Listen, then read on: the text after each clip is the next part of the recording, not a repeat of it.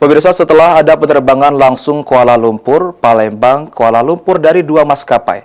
Kali ini kembali ada penerbangan langsung Singapura, Palembang, Singapura dari maskapai Scoot. Adanya penerbangan internasional ke dan dari Palembang tentunya mendorong pengembangan sektor pariwisata di Sumatera Selatan.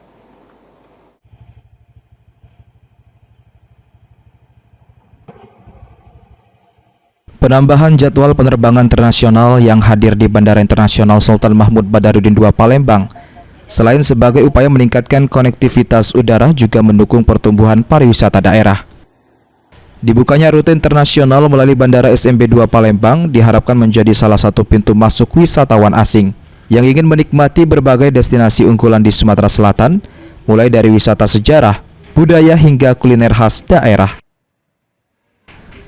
Ketua Asosiasi Perusahaan Perjalanan Wisata Indonesia atau ASPI DPD Sumatera Selatan, Mas Agus Muhammad Isnaini Padlillah menyambut baik dibukanya penerbangan internasional dari dan ke Palembang.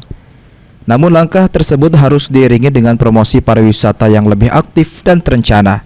Disampaikan juga oleh Isnaini, pemerintah harus mengundang wisatawan serta pelaku industri pariwisata dari luar negeri, khususnya travel agent dari Singapura dan Malaysia, untuk melihat langsung potensi wisata di Sumatera Selatan. Yang kita lakukan itu mempromosikan Sumatera Selatan. Banyak jalan bisa yang kami ambil kemarin mengundang orang dari luar negeri. Jadi kemarin itu ada 23 provinsi di Indonesia. Para travel agent ini akan membuat paket wisata. Kita undang, itu ada dari Singapura dan ada dari Malaysia. Mereka datang ke sini, mereka business matching, ketemu.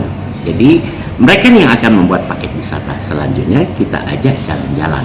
Itu salah satu cara. Dengan adanya promosi langsung dan kerjasama dengan travel agent mancanegara, diharapkan paket-paket wisata Sumatera Selatan dapat dikenal lebih luas dan menarik minat wisatawan asing untuk datang ke Palembang dan daerah sekitarnya. Suryadi, PAL TV.